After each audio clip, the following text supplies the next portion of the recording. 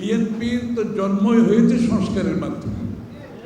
তো যারা সংস্কারের কথা বলছে আমি তাদেরকে বলবো একটু বিএনপির জন্মটা কি কারণে হয়েছে এবং সেখান থেকে যে সংস্কার আজ পর্যন্ত হয়েছে, বাংলাদেশের যত সংস্কার হয়েছে রাজনৈতিক, অর্থনৈতিক, সামাজিক 90% সংস্কার করেছেন বিএনপি। তো সুতরাং আমি বলতে খারাপ লাগে যে আমাদেরকে অনেকে এখন সংস্কারের সবক দিতে চায়। 6 বছর আগে দেশনেত্রী বেগম খালেদা জিয়া ভিশন 2030-র মাধ্যমে যে সংস্কারের কথা বলেছে যে 2বারের অধিক প্রধানমন্ত্রী থাকতে পারবেন, এটা 6 বছর আগে।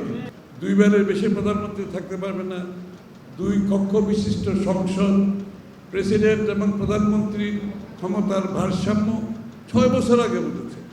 তো তারা সেই কথাগুলো আজকে আমাদেরকে বলতেছে, আমাদের কথা ওরা আমাদেরকে আবার বলতেছে, আবার সংস্কারের সম্মান দিতেছে। এর থেকে দুঃখজনক আর কিছু নেই।